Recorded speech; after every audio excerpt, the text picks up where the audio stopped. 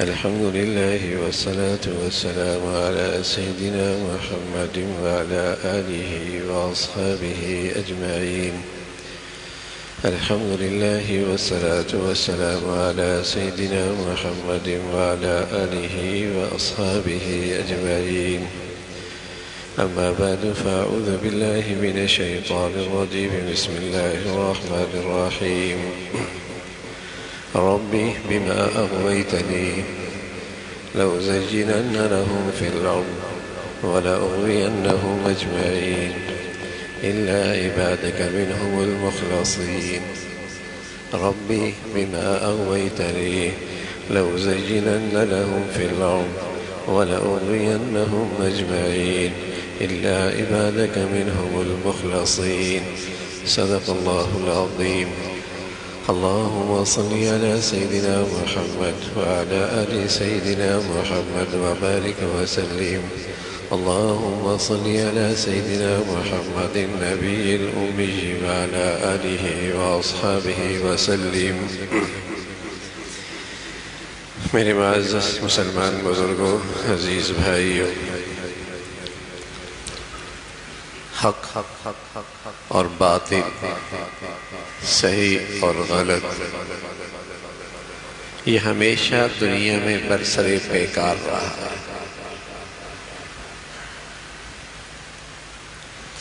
کبھی اس کے لیے میدان سجتے ہیں، میدانوں میں ٹکراؤ ہوتا ہے، اور کبھی افکار کے مار کے سرگرم ہوتے ہیں.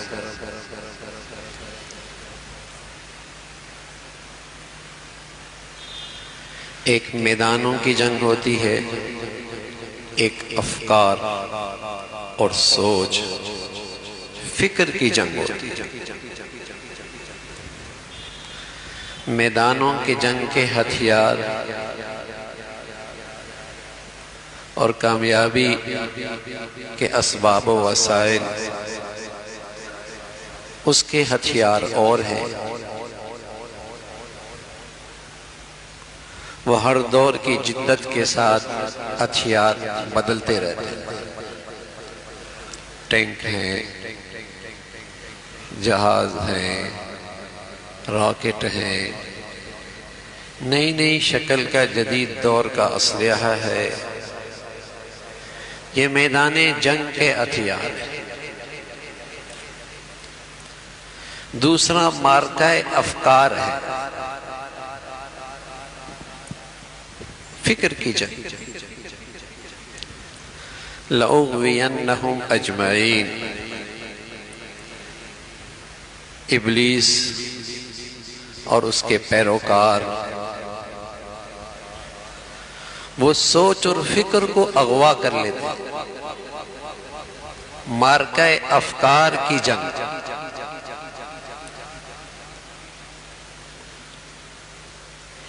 جسمانی طور پہ کوئی اغوا ہو جائے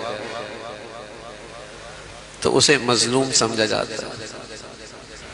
اغوا کار کو ظالم اور مظلوم کو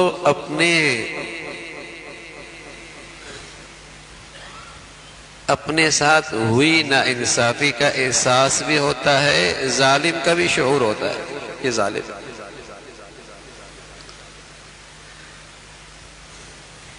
اور دنیا اس کی سنگینی سے بھی واقف ہے، اور یہ بھی جانتی ہے کہ اغوا کار کو اغوا کرنے والے بس اوقات آلہ کار کے طور پہ استعمال کرتے ہیں، اس سے کام لیتے ہیں.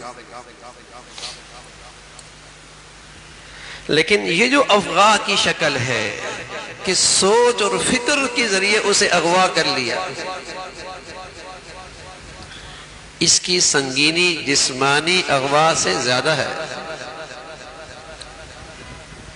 اس لیے کہ نہ یہاں اغوا کار کو دنیا ظالم کہتی ہے، اور نہ جسے اغوا کیا جاتا ہے اسے اپنے اس اغوا ہونے کا احساس ہوتا ہے، بلکہ وہ اغوا کار کے اشاروں پر پتلی کی طرح ناچتا رہتا ہے. وہ اس کا آلہ کار بھی ہوتا ہے اور اسے احساس بھی نہیں ہوتا۔ مارکہ افکار کی جنگ بڑی سنگین ہے، اور آج اسلامی دنیا میں یہ جنگ باطل جیت چکا ہے۔ اسلامی دنیا میں یہ جنگ باطل جیت چکا ہے، کہ سوچ اور فکر کے لحاظ سے اس نے ایک بڑی مسلم اکثریت کو اغوا کر رکھا ہے۔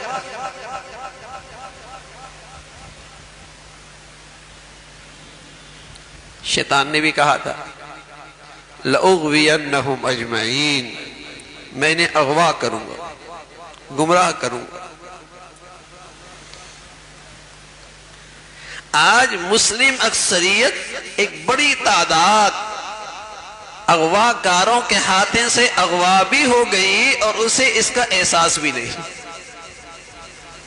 جسے کہنے والوں نے خوب کہا سادگی مسلم کی دیکھ، غیروں کی عیاری بھی دیکھ۔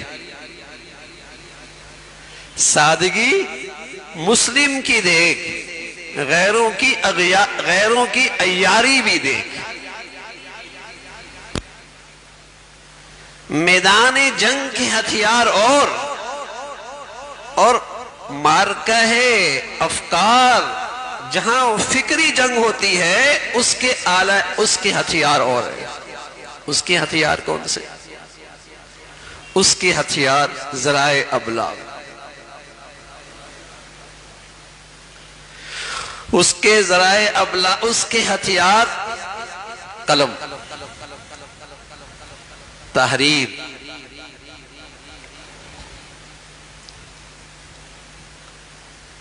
تدریس، ٹیچرز، تعلیمی ادارے، سوشل میڈیا، رفائی ادارے، این جی اوز۔ بدقسمتی سے یہ آج ساری چیزیں دین پرستوں کے ہاتھ میں نہیں ہیں۔ زیادہ تر اسلامی دنیا میں یہ اغوا کاروں کے ہاتھوں میں ہے، جو ذہنی اور فکری طور پہ اغوا اور شکار کر رہے ہیں۔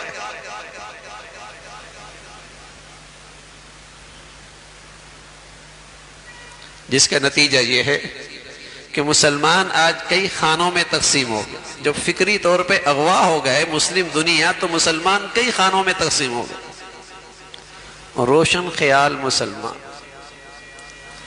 سیکولر مسلمان، لیبرل مسلمان، ترقی پسند مسلمان، انسان دوستی، یہ میرا مذہب ہے۔ اور جو دین پرست ہیں ان کے لیے تانے ہیں بنیاد پرست، انتہا پسند، رجعت پسند۔ اس فکری گمراہی کا نتیجہ یہ ہے کہ آج مسلمان کئی خانوں میں تقسیم ہو گئے، حالانکہ مسلمان کی ایک ہی قسم ہوتی، اور وہ قسم کیا ہے؟ لا الہ الا اللہ محمد الرسول اللہ، کہ اس کا حاکم اور معبود ایک ذات ہے بس، یہ اسی کے سامنے سر خم تسلیم کرتا ہے۔ اور محمد الرسول اللہ کہ اللہ کے نبی ایک پوری دستور زندگی لے کے آئے جو پورے احاطہ زندگی کے ہر شعبے پہ احاطہ کرتی ہے، یہ اس کا اقرار کرتا ہے کلمے میں۔ لیکن اس فکری اغوا کا نتیجہ یہ ہے کہ آج یہ مسلمان کہلانے پر تو اصرار کرتا ہے، مسلمان کہلانے پر تو اصرار کرتا ہے، لیکن اسلام سے مفرور ہے، اسلام سے بھاگتا ہے۔ مسلمان کہلانے پہ اصرار کرتا ہے، اسلام سے مفرور ہے، اسلام نہیں۔ اگر اسلام کی آئینی شقیں نافذ کرنے کھڑے ہوں روشن خیال کھڑا ہوتا ہے، لیبرل مسلمان کھڑا ہوتا ہے، سیکولر مسلمان کھڑا ہوتا ہے، اس سے فلاں کو اذیت ہوگی، فلاں کو تکلیف ہوگی، مسلمان کہلانے پہ اصرار، لیکن اسلام سے بھاگتا ہے۔ یہ اس فکری اغوا کا نتیجہ ہے، فکری اغوا۔ میں عرض کر رہا ہوں اسلامی دنیا میں ایک بڑی مسلم اکثریت اس اغوا کا شکار ہو چکی۔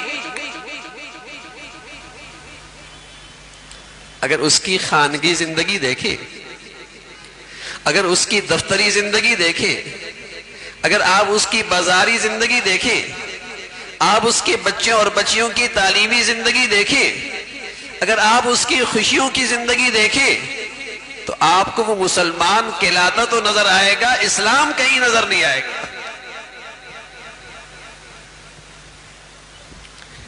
اسلام کہیں نہیں نظر آئے گا۔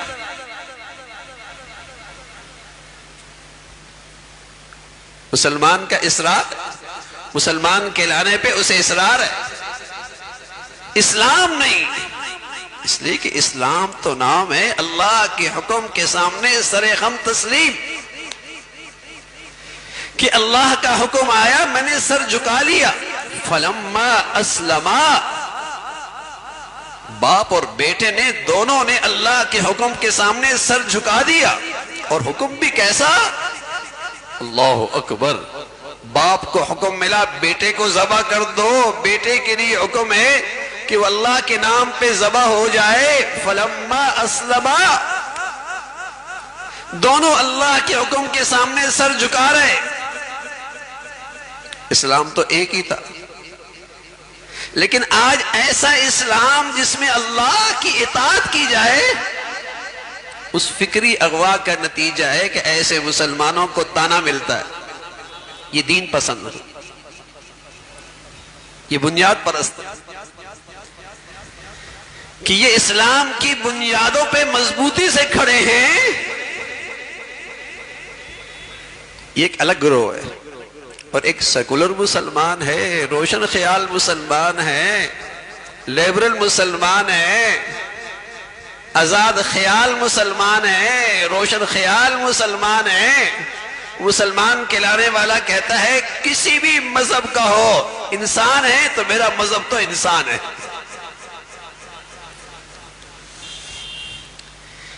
یہ اس فکری اغوا کا نتیجہ ہے کہ آج مسلمان کئی خانوں میں تقسیم ہیں، اور پوری اسلامی دنیا اللہ حفاظت فرمائے اس انتشار کا شکار ہے، بہم دستے گریبان ہے، بہم دستے گریبان ہے۔ لیکن باطل اپنی اس جنگ میں جیت چکا ہے، باطل اس جنگ میں جیت چکا ہے۔ اس نے مسلم اکثریت کو اپنے نظام سے، اپنے ذرائع ابلاغ سے، اس جنگ کے ہتھیاروں سے مسلم دنیا کو شکست دے دی۔ مسلمانوں کے بچوں سے پوچھو نا، وہ کون سا اسلام آج چاہتے ہیں؟ کون سے اسلام چاہتے ہیں؟ ان کی زندگی میں آج کون سا اسلام ہے؟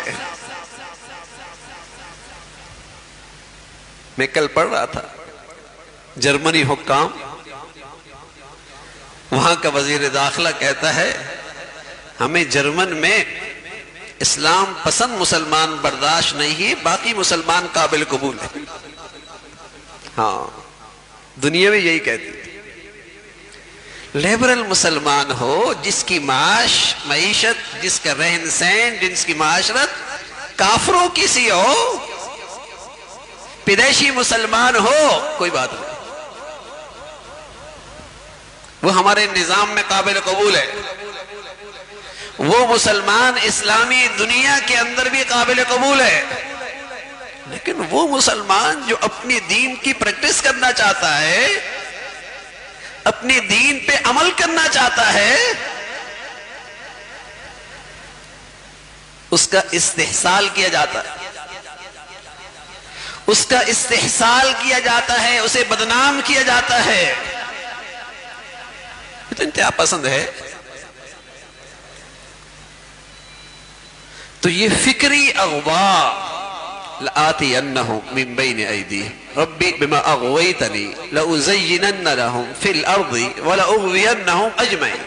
شیطان کہنے لگا آپ نے مجھے راستے سے الگ کیا تو میں بھی ان کے لیے گناہ خوبصورت بنا کے پیش کروں گا. وَلَأُغْوِيَنَّهُمْ أَجْمَعِينَ، اور میں سب کو اغوا کروں گا، گمراہ کروں گا. اس وقت کا ابلیس بھی یہی فکری جنگ کرنے نکلا تھا. اور آج ابلیس کے پیروکار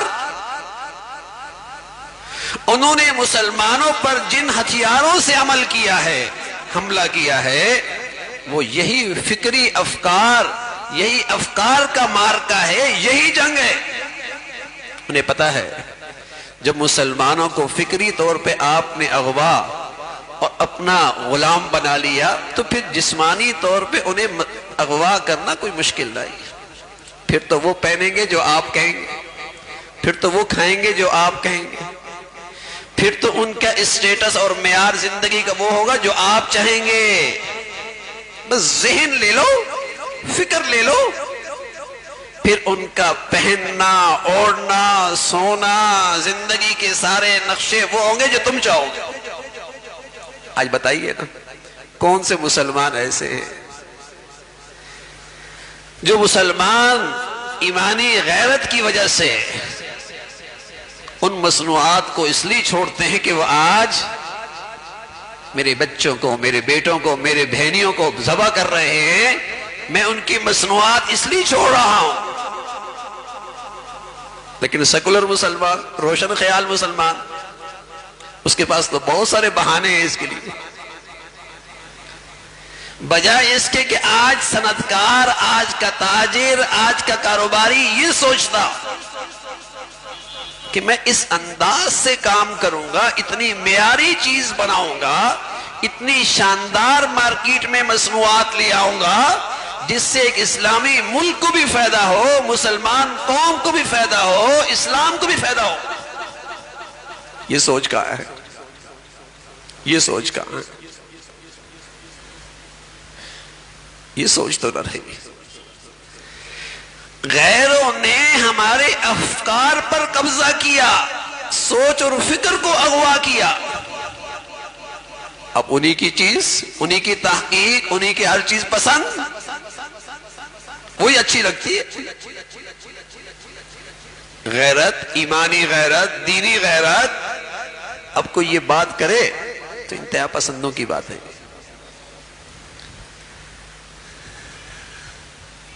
یہ پرانے لوگوں کے خیالات ہیں.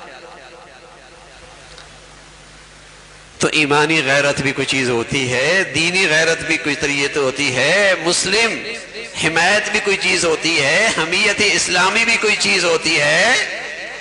لیکن آج کے اس فکری جنگ میں مسلمانوں کے ہاں یہ سب کھوٹے سکے، افکار کی جنگ. تو ایک صدیاں ہوئی، باطل نے افکار کے میدان میں، فکر کی جنگ میں غلبہ حاصل کیا. مسلمان دنیا میں رہنے والے ان کی صلاحیتیں، ان کے وسائل مسلمانوں کے لیے نہیں، غیروں کے لیے کارآمد زیادہ ہے. عجیب دنیا ہے ہماری. دنیا ہمیں کہتی ہے پاکستان کوئی رہنے کی جگہ ہے، تو خود یہاں آ کے کاروبار کر رہے ہوتے ہیں. اگر رہنے کی جگہ نہیں تو یہاں کاروبار کیوں کر رہے ہو بھائی؟ ہمارے نوجوانوں کو لے کے جا رہے ہیں، ہم باہر بھاگ رہے ہیں، وہ خود یہاں کاروبار کر رہے ہیں. کیا مطلب؟ یہاں بھی تم ملازم بن کے رہو، وہاں بھی ملازم اور نوکر بن کے رہو، مالک ہم رہیں گے، مالک بن کے ہم رہیں گے. یہاں بھی تم ہمارے ملازم رہو، وہاں بھی ہمارے ملازم رہو، یہاں بھی نوکر بن کے رہو، وہاں بھی نوکر بن کے رہو، مالک ہم رہیں گے. تو میرے عزیزو، فکری غلاموں کا یہی حشر ہوا کرتا ہے. فکری غلاموں کی قسمت میں پھر یہی ہوتا ہے. لیکن اگر آج مسلمان اپنے نظام سے، اپنی تعلیم سے، اپنی ذرائع ابلاغ سے یہ مسلمانوں کے ہاتھ میں ہوتے تو اپنی قوم کو ذہنی اور فکری طور پہ بھی آزاد کرتے کہ ہم دنیا میں دوسروں کی ملازمت اور ماتحت اور نوکری کرنے کے لیے نہیں آئے، ہم دنیا کو زندگی سکھانے کے لیے آئے ہیں۔